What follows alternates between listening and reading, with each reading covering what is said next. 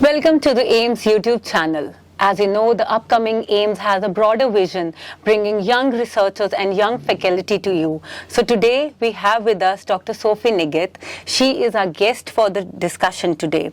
We welcome you, Dr. Sophie. Thank you. So just a brief introduction about Dr. Sophie. She's a PhD scholar from India who worked on vitamin D and breast cancer in the Indian women, and later on she moved to US.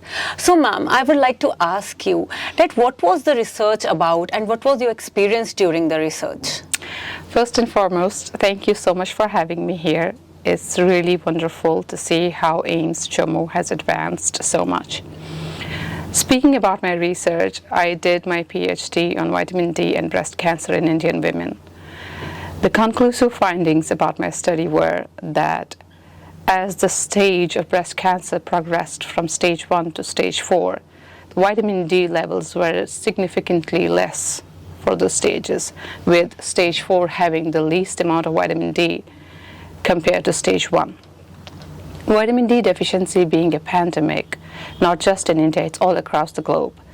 The basic recommendation was that no matter when a patient comes to you, especially women, you start with supplementation. Maybe it will help in the better prognosis of the treatment.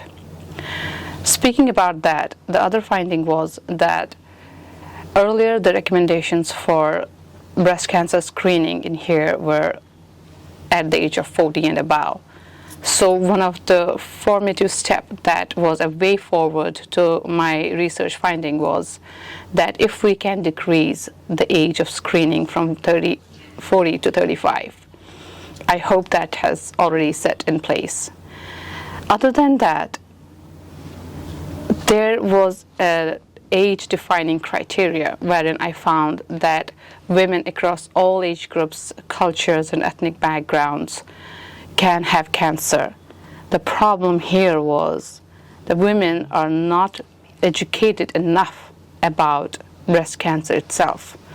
It could be the taboo, the culture, the tradition that women cannot come forward to speak about what's going on in their body, especially when it comes to these vital body parts, especially the breast.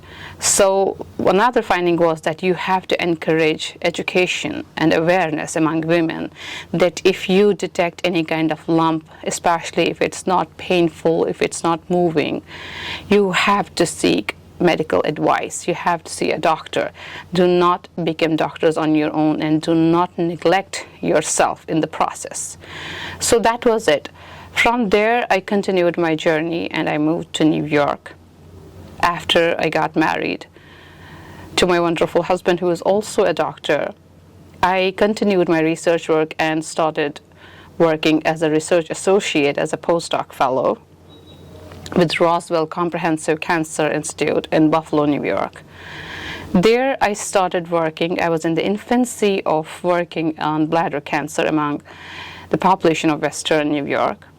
And in there we found same people across all age groups, especially after the age of 40, diagnosed with bladder cancer. It again is also a really potent cancer which can affect populations at large. So in that phase, I was trying to look at different sections of the bladder where we were trying to look into the punch biopsies and see if we can find certain agents causing bladder cancer and work before a person can get it and say that you have a higher susceptibility or a risk of getting it. So that was my next arena of where I was working in. And I was also looking at the lifestyle, the diet, and trying to look into the geographical location of these patients with bladder cancer. Does it also have to do anything or any association with the bladder cancer? So research has always been my first priority in life, and that's how I have started, and I am already doing a lot other than that, other than working as a consultant for our own medical practice that we run in the busy city of Manhattan. So research in itself has been an area for me for the last decade now, over a decade I would say, and it has always been really interesting to see something that's been done so far. So prompting you, ma'am, in between, I'll just take this opportunity. What has kept you in this research business? Like many people say that it is the, the opportunity, or it comes our way, or, the passion for it. Does research requires a passion, or there are some inhibitions which are, inhibiting a young population from taking up research? Because as you said that research was your foremost priority. So is it a work that has to be followed 24/7, or you can say that a little bit of time in research and a bit of time here and there can help? So how do you prioritize your life, and how do you prioritize, or you help our viewers to know that how we should follow research in our life? Answer to your first question, Yeah. that is research something that you can do on the sideline? Yeah. Do you want to have a passion? 100% yes. Research cannot be everybody's cup of tea. It's not a 9-to-5 job. It's not something you open a file in the morning and close the shop at 5. It's a process which goes in your head 24/7. If you are passionate enough that you know what you are doing, you will become a successful researcher. It's not a boredom. It's not a burden. It's something that you have to have a zeal to do. And if you do have that kind of potential in you, that you know that you will do it, you will be a really, really great researcher. Research is not something that you dig out what others have already done. Research means to search again, but search something that nobody has done. Question yourself. Question your limits. Question that nobody has done before. India is a great, great pool for data. All we need to have is such great researchers who think out of the box.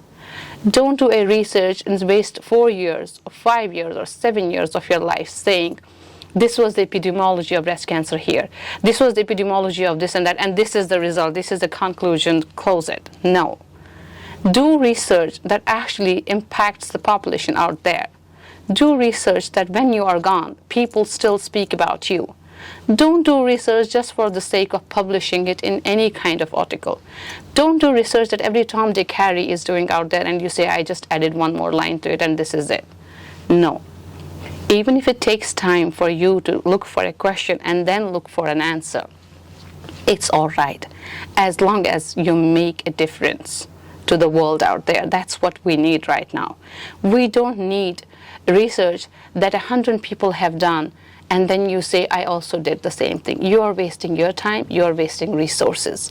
You don't have to do that. If you have real passion to do something, think out of the box and do research like that. And like you said, that you can't have a sideline thing to it and say, okay, this was something that was forced on me. Researchers, very unfortunately, they spend so much time on their work, be it in the labs, be it in the library, because everything has to be done with absolute precision. You cannot speak things out of air. You cannot speak things out of just an idea. You have to have evidence, and it takes time. But very unfortunately, the researchers in India, they should have that kind of motivation as well.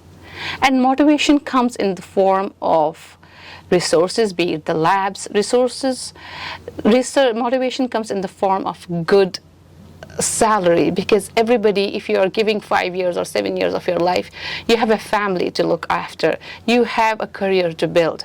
If you get paid nicely in your research, if you have good grants, if you are sanctioning good grants for yourself, if somebody takes care of that, you will also be more motivated and encouraged that yes, if I get paid, I have to present something more meaningful and significant. So it is a two-way process. You cannot just grind yourselves hoping for nothing. You also hope something in return. If you are giving something to the community, the government or the funding agency or the people who are sponsoring you, they also have a little responsibility towards you that they pay their researchers well. And thank God now the research system in India has geared up and excelled so well and so nicely that researchers are getting their own identity. And not just that, their own units, their own systems, their own separate working mechanisms, wherein they call it this is the center of excellence for research on this and this. So it is really important that it works on both sides simultaneously. It cannot be a one-way process. So Dr. Sophie has highlighted that what were the inhibitions the researchers were facing recently, and still a lot of motivation and support is required from the government as well as from the private sectors and private players who can help them in doing their job. So I would like to ask you that how important is it for the the young researchers, young faculty, and also the institutes which are coming up, like healthcare institutes, big names like AIIMS and other private players who are involved in the research mechanisms? Do you think it's a part that has to be grown, it has to be nurtured, ma'am? The most important thing about research in India is that we get like thousands of proposals here submitted for, oh, I need this research proposal for funding, I want funding for this research. So the basic important thing is that we know what needs to be funded and what actually can help our population, our community, our people. So you don't want garbage in to let garbage out. You want to filter the whole process of proposals that are coming to us. And at the end of the day, even if you pick 2 out of 100 proposals, but those 2 should be such impactful that even if you have to grant them with a hefty amount, you should not regret down the line, oh, I should not have done this. It's really important that you know what is coming in. This is when all the young researchers or faculty or the institutions that are coming up will know that I have to submit something really meaningful, significant, yet promising to the funding agency, that there is no way that it can be denied or neglected or just thrown in the garbage. So take your time, but make a research proposal worthy of acceptance. You cannot send a mere 10-page, 20-page document saying I need funding, or even a 300-page document filled with stuff that is already there and say I need funding. You're wasting your time, resources, and you're wasting the time and resources of the funding agency as well. Yes, ma'am. So I would like to ask you, last but not the least, because we have a very brief time and we don't want her to go, listening to her, it's like motivating yourself to do research yourself. Taking out just a brief question from all these questions, talking about inhibitions and all other things, ma'am, what is the takeaway message you want to give to our viewers who are into the research business, who are trying to learn how to research, because it is an art in itself? So last but not the least, I would like you to give a small and brief takeaway message to our viewers and even to the young faculties, young healthcare workers, the medicos who are around there.